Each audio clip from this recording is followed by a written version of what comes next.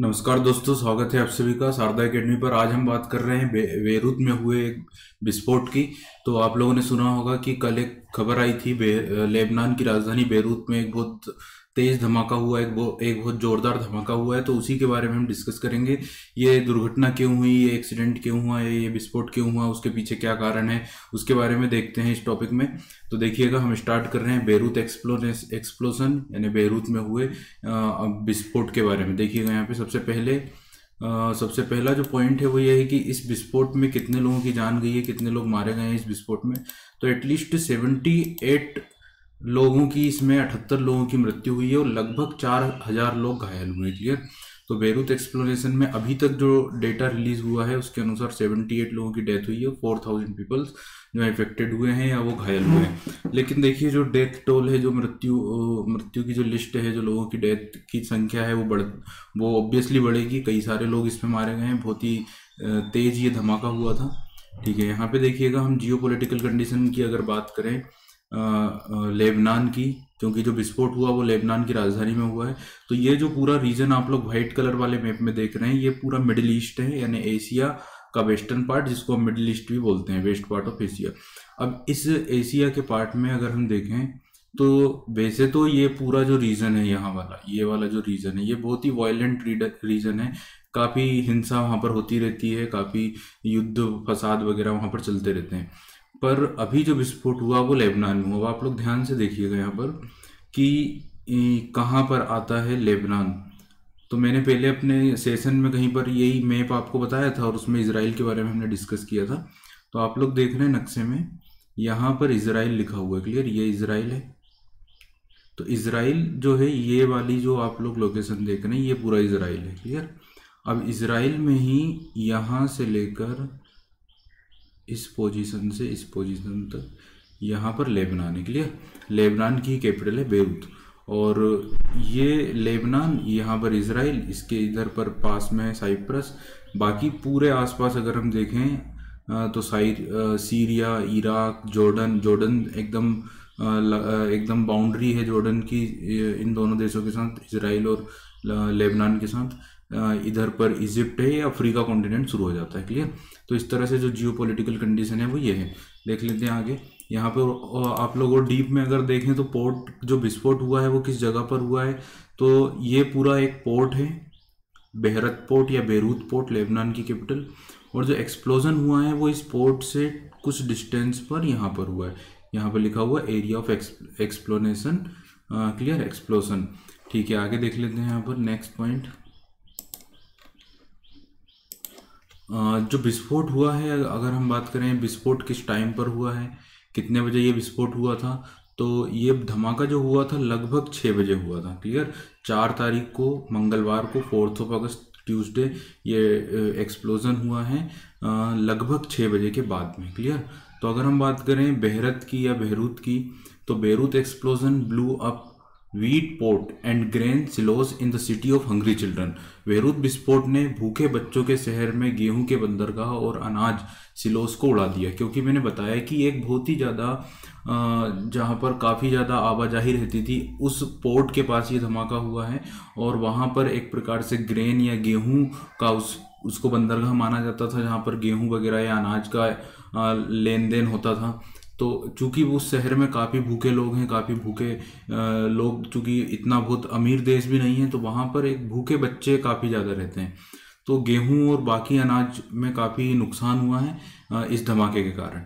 ठीक है, आगे देखते हैं। यहाँ पे आप लोग इमेज देख सकते हैं कितना भयंकर ये विस्फोट था। ये पूरी आसपास की जो बिल्डिंग है, पूरा जो एरिया है वो कितना ज़्यादा वहाँ पे पूरा ख़राब हो गया पूरा एरिया। ठीक है, यहाँ पे आप लोग ये पिक्स देख रहे हैं। यहाँ पर इन पिक्स में आप लोग देख रहे हैं, यहाँ पे पूरी खिड़कियों पर कांच लगे हुए थे। ये सारे कांच जो हैं वो फूट गए हैं इस विस्फोट के कारण। ठीक है, इस तरह से गवर्नमेंट अब उसको बुझाने में, आग जो लगी हुई थी उसको बुझाने में लग चुकी है। सारे जो एम्बुलेंस हैं वो वहाँ पर पहुँच गए हैं। इस तरह एरोप्लेन से भी उसे बुझाया जा रहा है आग को जो वहाँ पर लगी थी। सिक्योरिटी उस एरिया की बढ़ा दी गई है। ठीक है, नेक्स्ट पॉइंट। अब हम देख लेते हैं कि इस विस्फोट में ये विस्फोट क्यों हुआ, इस विस्फोट के क्या कारण थे, इसको समझ लेते हैं। तो आप लोगों को पता है यहाँ पर जो राष्ट्रपति हैं वहाँ के, उन्होंने क्या कहा है इसके बारे में। President Michel Aoun said 2,750 ton of ammonium nitrate had been stored unsafely in a warehouse for 6 years। राष्ट्रपति मिशेल एऊन ने कहा है कि 6 साल से लगभग 2750 टन अमोनियम नाइट्रेट वहां पर एक गोदाम में बिना सुरक्षा के रखा हुआ था। Lebanese President Michel Aoun said a state of emergency should be declared in Beirut for 2 weeks after a massive explosion in the capital on Tuesday and called for an emergency cabinet meeting on Wednesday। तो राष्ट्रपति ने कहा है कि इस विस्फोट के बाद हम 2 सप्ताह की एक इमरजेंसी डिक्लेयर कर रहे हैं बेरूत में, और उन्होंने एक इमरजेंसी कैबिनेट मीटिंग भी तुरंत जो है वो बुला ली है। ठीक है, आगे देख लेते हैं। यहाँ पर हमें समझना है इस विस्फोट के पीछे का कारण क्या था, इस अमोनियम नाइट्रेट में कैसे विस्फोट हुआ। चूंकि अमोनियम नाइट्रेट वहां पर बिना सुरक्षा के स्टोर था लगभग 6 साल से। कितना स्टोर था? 2750 टन। आखिर इतनी ज़्यादा अमाउंट में अमोनियम नाइट्रेट वहां कैसे आया, किस तरह से वो अमोनियम नाइट्रेट वहां पर रखा हुआ था, उसके पीछे की जो स्टोरी है, जो कहानी है, वो 2013 से शुरू होती है। तो हम देखते हैं कि बेसिकली क्या हुआ था। तो आप लोग देखिएगा, सितंबर 2013 में जॉर्जिया से मोजाम्बिक जाने वाले एक जहाज को तकनीकी समस्या का सामना करना पड़ा। तो एक जहाज था, एक शिप था जो जॉर्जिया से मोजाम्बिक की ओर गुजर रहा था। उसमें कोई टेक्निकल प्रॉब्लम आई और बेरूत बंदरगाह में उसे रुकना पड़ा। जांच में ये पता चला कि जहाज पर लगभग 2750 टन अमोनियम नाइट्रेट है जो वो जहाज लेकर जा रहा था। तो क्या किया गया है कि बेरूत की जो अथॉरिटीज़ थी उन्होंने उस जहाज को आगे बढ़ने से मना कर दिया, उसको वहीं पर रोक दिया गया, क्योंकि ये एक बहुत ही डिस्प्यूटेड और संदिग्ध लग रहा था। तो वहाँ के जो अथॉरिटी थी उन्होंने जहाज को अपने कंट्रोल में कर लिया। जहाज को छोड़ने के प्रयासों के विफल होने के बाद जहाज के चालक दल ने एक लेबनानी फर्म को हायर किया। जो क्रू मेंबर थे उस शिप के, उन्होंने कुछ फर्म हायर की, कुछ वकीलों से बात की और किसी भी तरह से केस बनाकर उन्होंने ये अपील की कि हमें छोड़ दिया जाए और आप इस जहाज को अपने पास ही रख लीजिए। तो वो जो क्रू मेंबर थे वो वहां से चले गए, उनको छोड़ दिया गया और जहाज जो है वो लेबनान ने अपने कंट्रोल में कर लिया। जहाज के मालिकों ने जहाज को छोड़ दिया और कहा कि अब ये लेबनान के ही कंट्रोल में रहेगा। रिपोर्ट के अनुसार 2015 में बेरूत बंदरगाह के पास एक गोदाम में अमोनियम नाइट्रेट को उतारकर संग्रहित कर दिया गया। 2015 में इस अमोनियम नाइट्रेट को वहीं पर पास में एक वेयर हाउस के अंदर क्या किया गया, स्टोर कर दिया गया। अब देखिए, जो योजना थी गवर्नमेंट की वो ये थी, योजना ये थी कि नीलामी के द्वारा बाद में अमोनियम नाइट्रेट को पुनः बेच दिया जाएगा।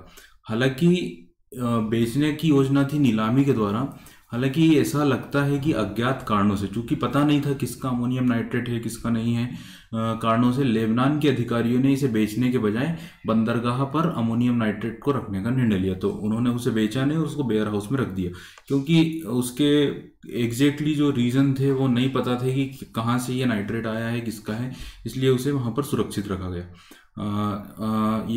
यह इस तथ्य के बावजूद कि पदार्थ अत्यधिक विस्फोटक है, क्योंकि अमोनियम नाइट्रेट काफ़ी ज़्यादा विस्फोटक सब्सटेंस है, ये पता होते हुए भी उसे वहाँ पर जो है वो रखा गया। अब देखिएगा यहाँ पर अमोनियम नाइट्रेट की अगर बात करें तो अमोनियम नाइट्रेट क्या होता है, एक प्रकार का केमिकल सब्सटेंस है। इसके वैसे तो कई सारे उपयोग हैं, बस पर आमतौर पर 2 इसके सबसे खास उपयोग होते हैं। अमोनियम नाइट्रेट के कई अलग अलग उपयोग हैं, लेकिन सबसे आम जो उपयोग हैं, सबसे बेसिक जो उपयोग हैं वो ये हैं कि कृषि में उर्वरक के रूप में, फर्टिलाइजर के रूप में, और एक विस्फोटक के रूप में। तो एक तो विस्फोटक के रूप में और दूसरा उर्वरक के रूप में। जब यह आग के संपर्क में आता है तो अत्यधिक विस्फोटक हो जाता है। ऐसे ये विस्फोटक नहीं है, बट हाईली जो है, अगर फायर के अगर वो संपर्क में आता है, आग के संपर्क में आता है, तो हाईली एक्सप्लोजिव होता है।